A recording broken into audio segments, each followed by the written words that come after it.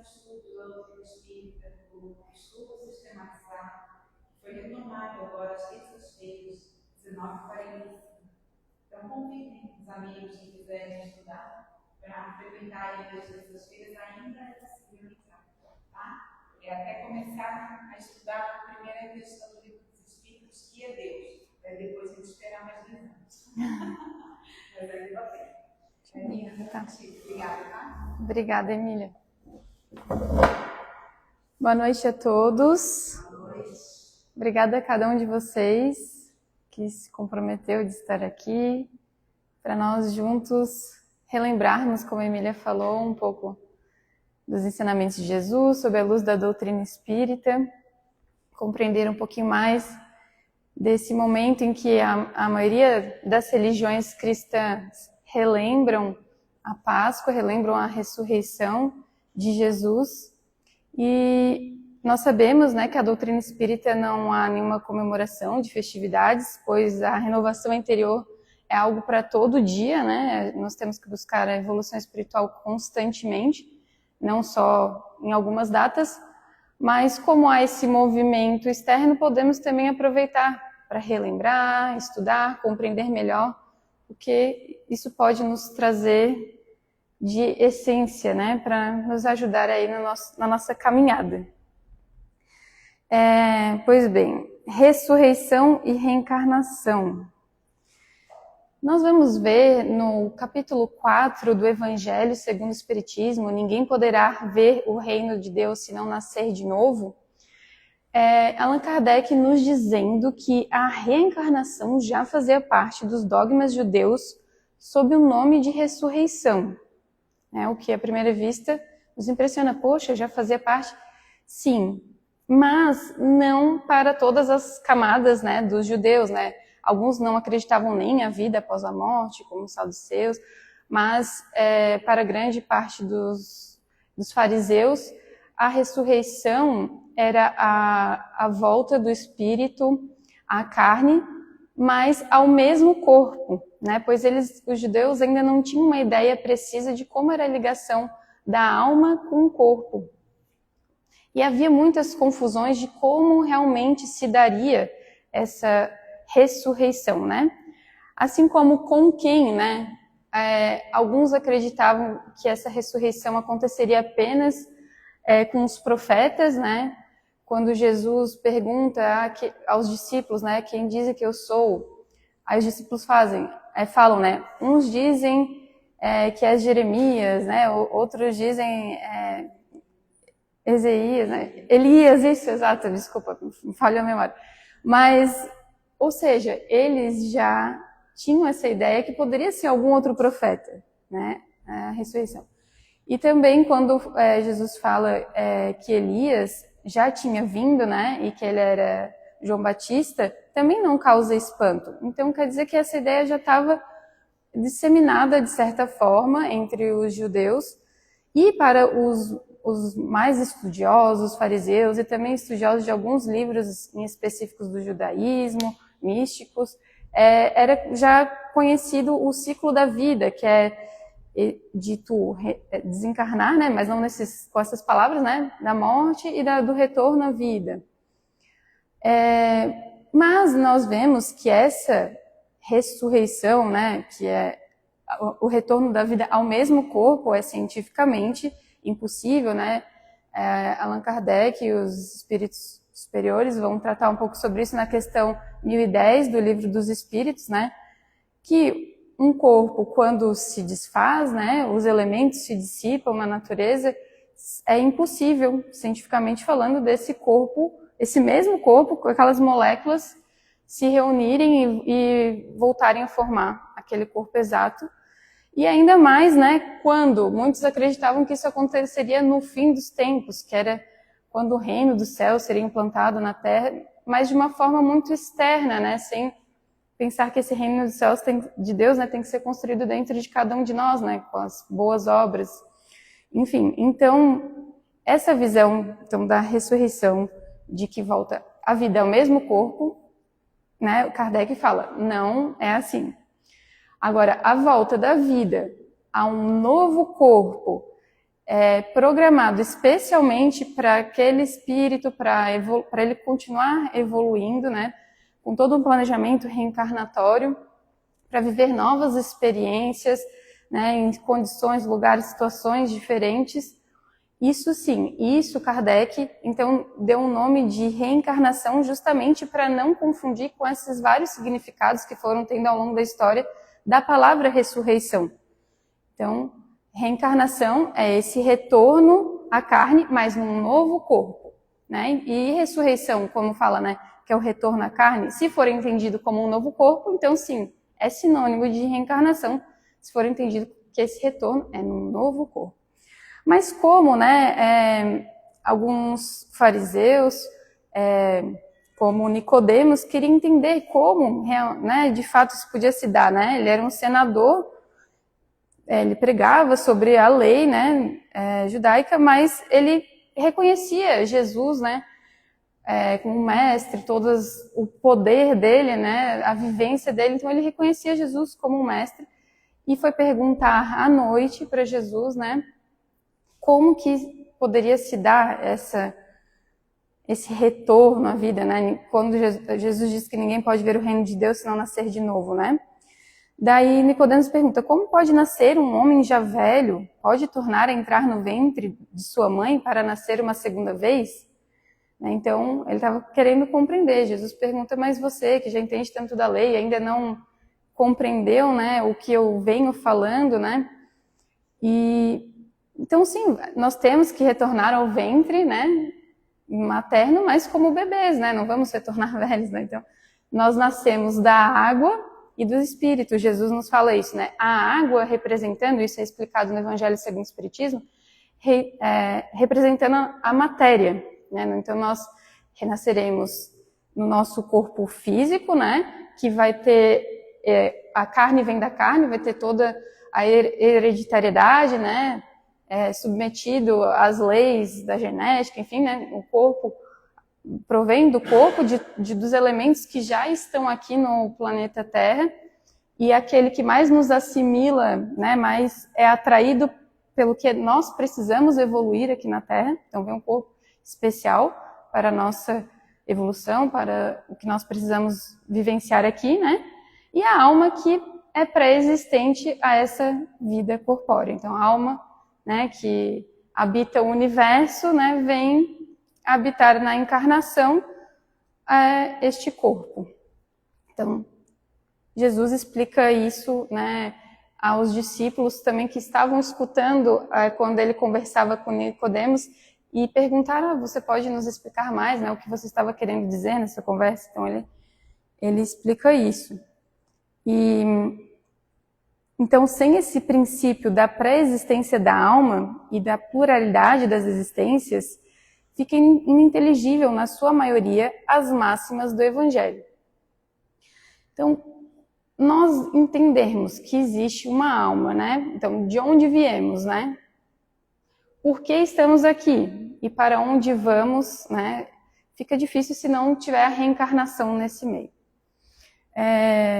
Essa reencarnação como objetivo de nos ajudar a evoluir, espiando o que nós tivermos que espiar, nos provando, e também sermos um dia co-criadores com Deus, né? Estarmos prontos para suportar essa missão de sermos co-criadores com Deus. Isso também é explicado no Livro dos Espíritos. Mas daí nós nos perguntamos sobre as ressurreições que são relatadas no Evangelho, né? A ressurreição que é falada na passagem, né? A ressurreição de Lázaro, né? Do filho da viúva de Naim, da filha de Jairo. Jesus operou a ressurreição deles. Mas como isso se deu, né? Então, no livro A Gênese, né, de Allan Kardec, no capítulo 14, 15, vai explicar bastante sobre esses milagres, né? Que até Allan Kardec, fazendo parênteses, né, fala que milagre, se nós formos na acepção da origem da palavra, do termo da palavra, que significa coisa admirável, nós temos toda a obra de Deus como coisa admirável. Então, tudo é milagre na criação, na obra divina, né? Mas milagre, com essa acepção que nós fomos dando de algo sobrenatural, místico, não. Jesus não operou milagres nessa acepção, porque nada está fora da lei de Deus. Tudo que ele fez estava dentro da lei natural, não há nada de sobrenatural. Só que nós, por não conseguirmos explicar, acabamos, né, falando de milagre como se fosse algo sobrenatural. Mas, enfim, esses milagres, na verdade, se tratavam de curas, né? Pois esses espíritos, Lázaro, o filho da viúva de Naim, a filha de Jairo, eles não haviam desencarnado, né? Quando nós estamos em processo de desencarne, cada molécula do nosso perispírito, que é o nosso corpo espiritual, vai se desligando gradativamente, né, ao corpo físico. Então, enquanto esse desligamento não tiver completado, né, não pode se considerar aquele espírito desencarnado. E o que Jesus fez foi aplicar uma força magnética, o fluido dele magnético, tão vivificante, que fez com que essas ligações, né, voltassem por ação da vontade dele, do amor dele. O próprio espírito poderia fazer isso, né, na Gênesis explica isso. O próprio espírito poderia voltar, né? Eles estavam em estado de catalepsia, letargia, em que parece que o corpo está morto, né? Até as extremidades de Lázaro, que já estava há 4 dias, né, no sepulcro, já começavam a se degradar, né? O odor de pútrido, né? Mas mesmo assim, não havia rompido essa ligação. E Jesus consegue operar, então, a cura e não a ressurreição. Então, é isso que nos é explicado na doutrina espírita. Se for ver pela acepção do termo, não houve uma ressurreição de que morreu e voltou ao mesmo corpo. Não, ele só estava muito doente, com letargia, catalepsia. Hoje em dia nós temos, a medicina avançou tanto que nós não consideramos mais, né, desencarnado ou morto quem tem essas doenças. Nós conseguimos ter equipamentos para verificar isso. Mas até pouco tempo não, no século XVIII e XIX, eles colocavam um sininho nos caixões para as pessoas que fossem enterradas vivas, né, que estavam só, na verdade, em estado de torpor e depois despertavam e daí tocavam o sininho lá no cemitério. Então, até pouco tempo atrás nós não conseguíamos identificar isso, mas hoje já, né, é algo que a ciência consegue explicar bem. Mas então Jesus operou a cura nesses casos. E agora vamos para a ressurreição de Jesus, né? Que se deu depois, né, do fatídico dia da sua crucificação. Após 3 dias, Maria de Magdala foi com muitas saudades do mestre, foi visitar o sepulcro. E quando chega lá, ele está vazio, né? E alguém fala, Maria, ela acha que é um jardineiro que está falando com ela. E quando ela olha nos olhos, né, ela vê que é Jesus, né? E Jesus pede para ela contar a todos, né, que ele está vivo, que, né, ela vai dar notícia, a maior notícia de todas que a humanidade poderia receber, né, da imortalidade da alma. Mas então, como que Jesus retorna, né, no mesmo corpo? Como que isso se deu? Então, de novo, né, na Gênesis, no capítulo 15, fala que esse retorno de Jesus, assim como está na mensagem que foi entregue para vocês, né, se deu na sua forma fluídica, né, no seu corpo perispiritual. E o corpo espiritual, ele tem as propriedades de materialização, então ele se materializou em alguns momentos, teve várias passagens, 15 aparições, se não me engano, né, para os seus discípulos, para quem ele quisesse que o visse, né, e dar as últimas lições que ele precisava dar para essas pessoas, além de espalhar pelo mundo essa mensagem da imortalidade da alma, né?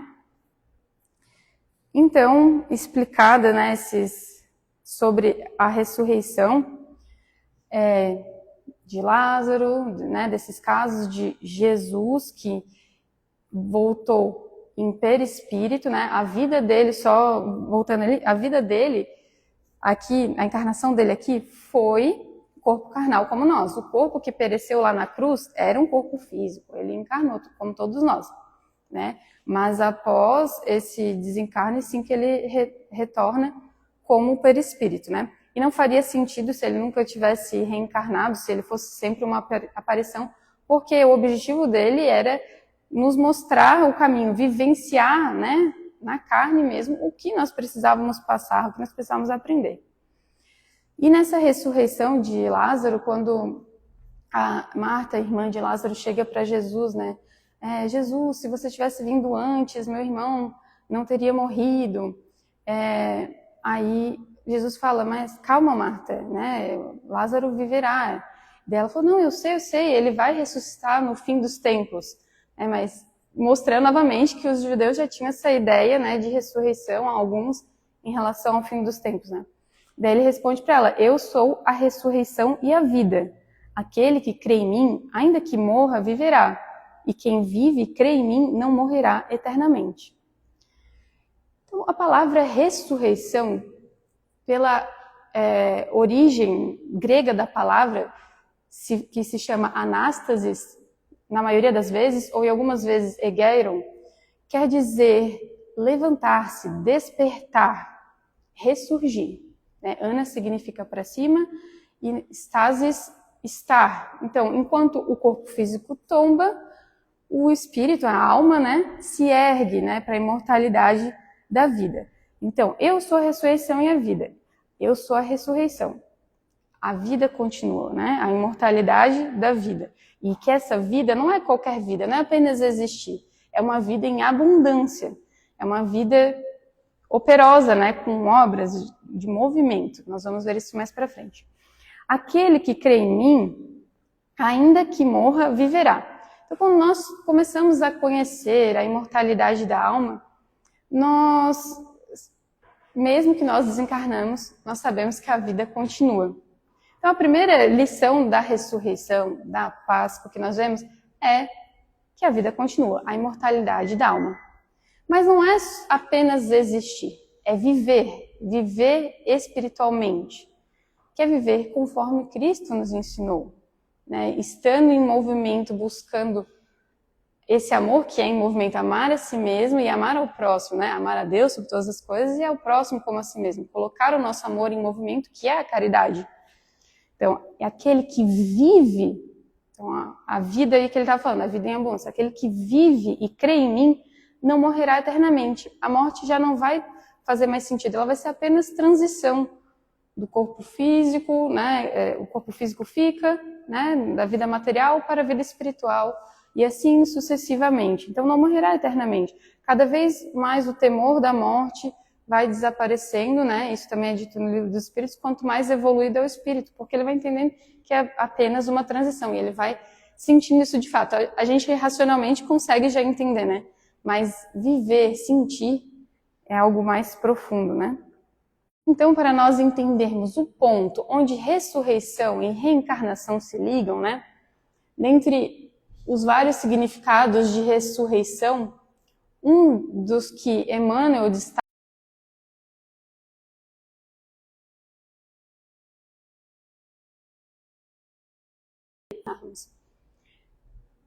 e estando na vida espiritual e necessitando ainda evoluir na matéria, né, na carne, nós retornaremos. Sendo espíritos imperfeitos, como nós somos, espíritos bons são as três classes, né? Imperfeitos, bons e puros. Né? Enquanto nós formos imperfeitos e bons, nós ainda necessitamos desse processo de indas e vindas, né, na vida material e espiritual. Então, se formos bons, né, ou imperfeitos, nós necessitaremos ressurgir na carne. Né? Então, ressurreição pode ser tanto entendida como ressurgir na vida espiritual ou ressurgir na vida material. E esse ressurgir na vida material, Kardec deixou bem claro, se chama reencarnação. Ele deu um nome específico. Ressurgir na vida material é a reencarnação. E passaremos por esses ciclos sucessivamente, e daí Emmanuel vai trazer um outro significado de ressurreição, que tem várias passagens bíblicas também, que é da ressurreição eterna. Quando nós não necessitarmos mais desses ciclos de reencarnações, de ressurreições na vida espiritual, e nós vivermos a vida do espírito, né? No plano espiritual, apenas não necessitando mais reencarnar, mas podemos retornar à carne em missão, como Cristo veio, né? Então, Jesus Cristo retornou em missão, não precisava mais se encarnar. Ele já era um espírito puro. Então, a ressurreição eterna, ou ressurreição divina, seria esse reaparecimento no plano espiritual, esse ressurgir no plano espiritual, coroando todos aqueles ciclos de reencarnações e ressurreições, onde tu sim seria um co-criador com Deus, né? Criando planetas no universo, como sabemos, né, que Jesus, né, o governador do nosso orbe, ajudou na criação do nosso planeta. Então, onde tu estaria pronto para realmente viver a vida espiritual, não erraria mais de acordo com a lei, em relação à lei divina, né? O espírito puro não erra mais, ele está em perfeita sintonia com a lei de amor. E seria então esse coroamento, essa ressurreição. Aqui é um outro esqueminha, igual que eu ia falar dos bons espíritos, os imperfeitos e os puros, né? Quando tiver essa necessidade de vivenciar experiências na carne, né? Nós ainda atrairemos essa necessidade da reencarnação, da matéria mais grosseira, para conseguir compreender, resgatar débitos, enfim. E aí, né, já vimos ressurreição, então como ressurgimento na vida espiritual, ressurgimento na carne, que é a reencarnação. Já vimos a ressurreição como ressurreição eterna como um coroamento desses ciclos de ressurreições e encarnações.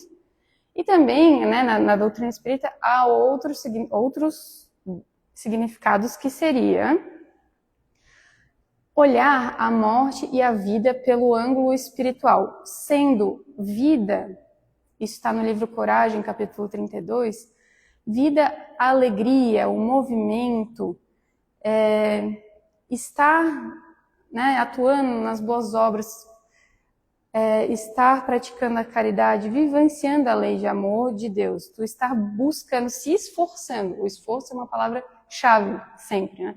Se esforçando para vivenciar essa lei, né? Não, vivenciar é o último, né? Mas primeiro a gente precisa conhecer, né? Meditar, sentir, vivenciar. E é progressivo, nós vamos tentando, nos esforçando, erramos, ter a coragem para se reerguer e continuar. Então, essa seria a vida abundante que Jesus nos fala. E a morte seria o desinteresse, a ignorância, seria a inércia estática, onde nós não queremos sair do lugar, não queremos sair da nossa zona de conforto.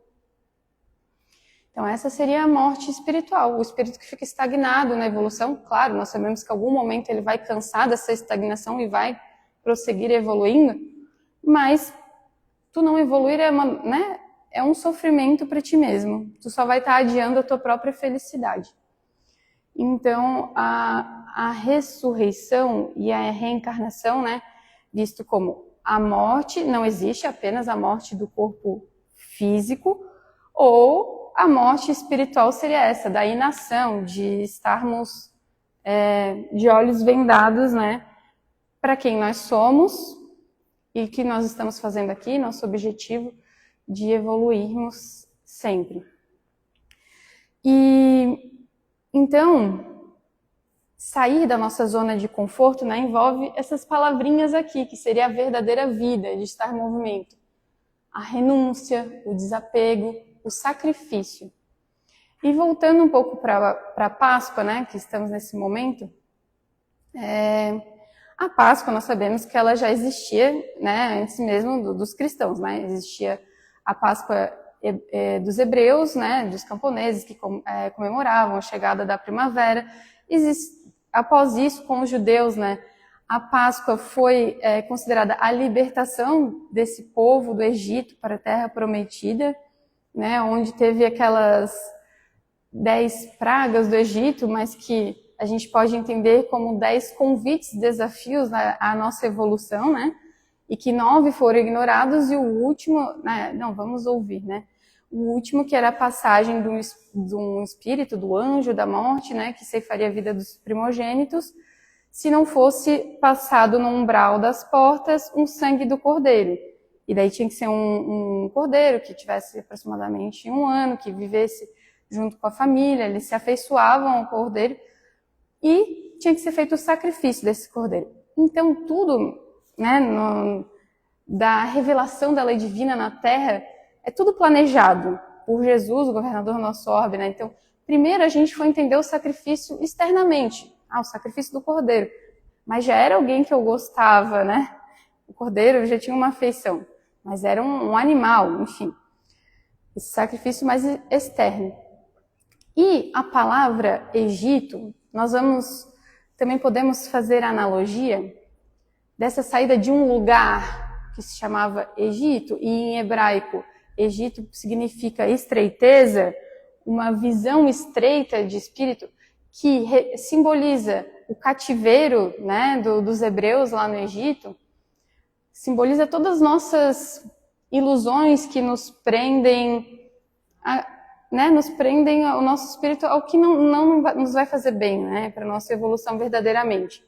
Então, o Egito simbolizando isso, estreiteza de visão, cativeiro do espírito, tu se prender nas ilusões, no desânimo, no desinteresse, enfim, tudo, né, no egoísmo, no orgulho. E o êxodo, né, essa trajetória deles pelo deserto até a Terra Prometida, significa essa nossa jornada espiritual. Então, a Páscoa, já desde antes de Jesus, já simbolizava isso. Nesse deserto, o que eles passaram, né? Muitas dificuldades, então todas as nossas provas, as nossas expiações que nós temos ao longo das nossas reencarnações. E quando eles paravam no deserto, eles tinham que armar tendas, né? Que também significa, eu acho que é no hebraico, se eu não me engano, carne. Então, armavam tendas, simbolizando essas reencarnações nossas, né? As nossas várias passagens na carne, e cruzando esse deserto rumo à Terra Prometida. Essa Terra Prometida seria essa ressurreição eterna que nós falamos. De nos tornarmos espíritos puros e não necessitarmos mais passar por todas essas provas, essas expiações, essas passagens pelas tendas, né? E mais tarde, né, a Páscoa cristã, com Jesus, né, simbolizando também essa nossa jornada espiritual, do seu sacrifício na cruz, agora não mais o cordeiro, mas sim o nosso mestre que veio nos mostrar o caminho que devemos seguir, né? Nosso guia e modelo. Então, o sacrifício já tem uma outra conotação, né? Ele nos perdoa todos os que os traem ali, né, nos momentos derradeiros, e nos mostra esse sacrifício, a caminhada dele até o Gólgota, simbolizando também essa caminhada de ascensão, e ao terceiro dia a ressurreição, né, nos mostrando a plenitude da vida, do espírito, da vida em abundância, né? Eu sou a ressurreição e a vida em abundância. Então, simbolizando também renúncia, desapego, sacrifício, agora de uma outra maneira, né? E nós precisaremos morrer, que nem Jesus na cruz, né? Não, esse sacrifício, né, nos temos que trazer internamente para o sacrifício do nosso orgulho, do nosso egoísmo. De nós sairmos da nossa zona de conforto, né? Eu tenho que estudar, mas né? Às vezes é difícil começar as coisas. Mas a gente busca ajuda, vamos estudar em grupo, vamos, né? Como é que eu posso sair da minha ignorância, né, do meu conhecimento?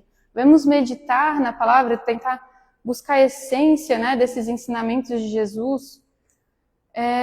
Vamos buscar sentir no dia a dia, vivenciando, não só com aqueles mais desvalidos, mas dentro de casa, que é um dos nossos maiores desafios, né? Então, esses são os nossos sacrifícios que nós somos convidados, né, a vivenciar o que Jesus nos ensinou, a lei de amor, de justiça, de caridade, todos os dias. E isso que é nosso apressar, né, digamos assim, das nossas reencarnações. Nós vamos ressurgindo, nos renovando dentro de uma mesma reencarnação, né, diminuindo a necessidade de tantas outras que nós teremos, muitas nós sabemos, mas né, a gente está a favor da nossa própria evolução, compromisso com a nossa própria evolução. Então, ter essa força de vontade de continuar se esforçando para esse caminho que a gente já conhece. E a ressurreição, né, sendo como o alvo, né? É longe ainda, ressurreição eterna, mas as ressurreições, as renovações, né, a doutrina espírita pode ser resumida em uma palavra, renovação, né? Renovação íntima, né? Nós temos vários convites externos, né? Hoje, tu falou ali no começo, né, da tempestade. Nossa, que convite externo, essa tempestade que a gente veio antes para cá, né?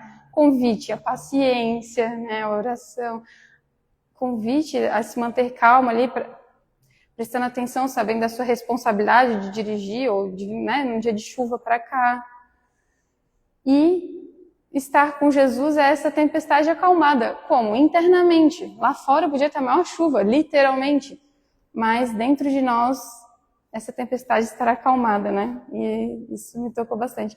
Prosseguir para o alvo, buscando nos esforçarmos nas nossas ressurreições, reencarnações, na nossa renovação íntima. Obrigada por estarmos todos aqui reunidos. Foi muito bom estar com vocês. Fiquem com Deus.